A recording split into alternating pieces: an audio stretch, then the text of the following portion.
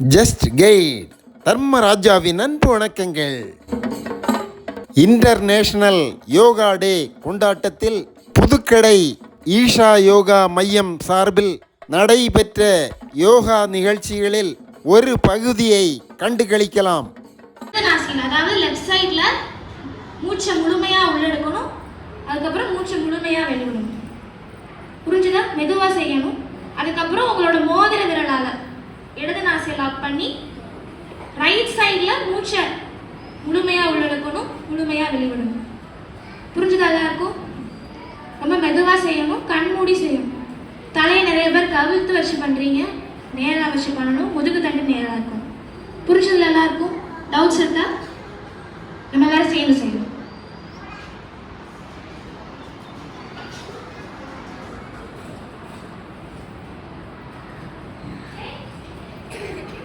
இப்போ உங்க மோதிர விரலை வச்சு இடது நாசியை அடைச்சு வலது நாசி வழியா காற்றை உள்ள இழுக்கணும்.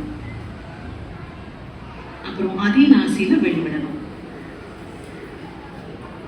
மறுபடியும் வலது நாசியை அடைச்சு இடது நாசியை திறக்கணும். உள்ள இழுக்கணும், வெளிவிடணும். நாங்க நிறுத்த சொல்ற வரைக்கும் தொடர்ந்து இதை செய்யலாம். கவனம் சுவாசம் மேல முழுமையா இருக்கணும். மூச்சை முழுமையா எடுத்து முழுமையா வெளியில விடணும். ரொம்ப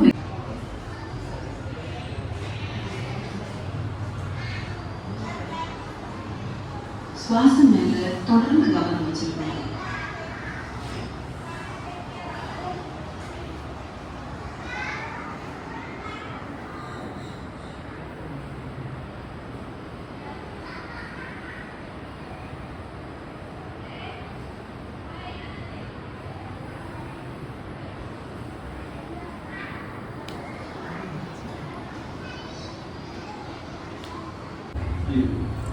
அப்படின்னா பூர பிரபஞ்சமே பலவிதமான சத்தங்கள் சேர்ந்து உருவாக்கப்பட்ட ஒரு தான் யோக விஞ்ஞானத்துல இந்த ஒரு அதிர்வு, பிரபஞ்சத்தை அதிர்வு, நம்ம உடல் அதிர்வு, நம்ம உயிர் அதிர்வு, நம்ம கையில ஏற்றுக்கிறதுக்காக, நாம் அது ஒரு உயர்ந்த நிலையில் நடத்துகிறதுக்காக ஒரு தனிப்பட்ட ஒரு யோகா இருக்குது. இது நாம் நாத யோகம். இந்த நாத யோகத்தில் நாம் ரொம்ப எளிமையான பயிற்சிகள் செய்கிறோம். இங்கே அறிவு உருவாகிறது கவனிக்கும். ஓகேவா? அடுத்து என்ன சொல்றது? நல்லா வாயை வந்து நல்லா பூச்சி வச்சு உச்சரிக்கணும். அப்ப நம்ம நெஞ்சுக்குள்ள அறிவு உருவாகிறத கவனிக்கும். இங்க அடுத்து வந்து மா சப்தம், அது நல்லா வாய் மூடி உச்சரிக்கணும். அப்ப உச்சரிக்கும் போது இங்க தொண்டைக்குள்ள அறிவு உருவாகிறத கவனிக்கும். புரிஞ்சது எல்லாருக்கும்? ஒவ்வொரு சத்தமும் 7 தடவை உச்சரிக்கணும். மறுபடியும் ட்ரை பண்ணலாமா?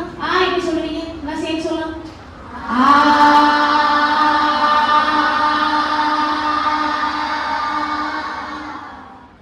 சூப்பர். அடுத்து எப்படி சொல்லுவோம்?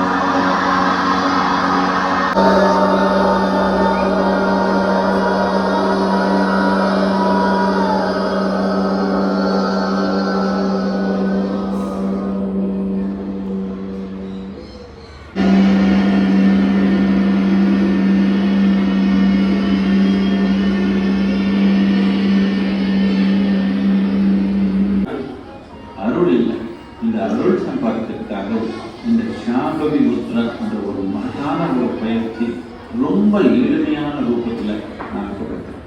யோக முத்ரா எப்படி வைக்கணும்?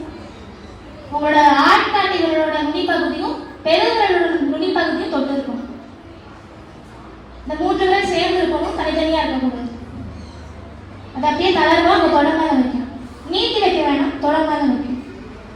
முகம் லேசா மேல்முகமா பார்த்து புருவ மத்தியில கவனம் வச்சு, ரொம்ப ப்ரெஷர் பண்ணிக்க வேணாம், புருவ மத்தியில லேசா கவனம் வச்சு கண் மூடி இயற்கையா நடக்கிற சுவாசத்தை கவனிச்சு செய்யணும். முகத்தை லேசா மேல்முகமா வச்சுக்கலாம், முதுகு தண்டு நேரா இருக்கட்டும். நம்மளால சேர்ந்து செய்யலாம். கண் மூடி இருக்கலாம்.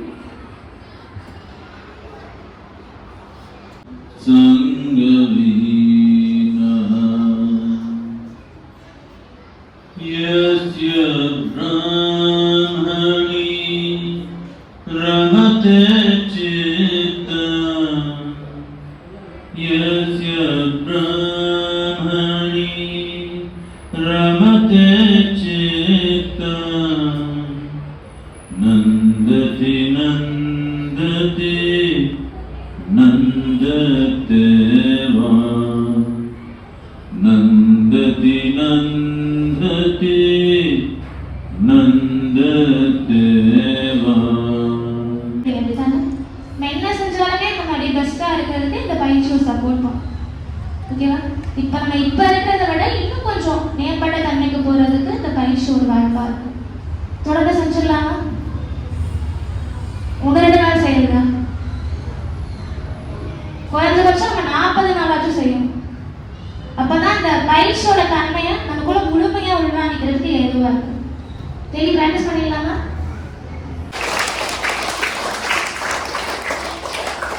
பகுதி 2 மீண்டும் சந்திப்போம். நன்றி.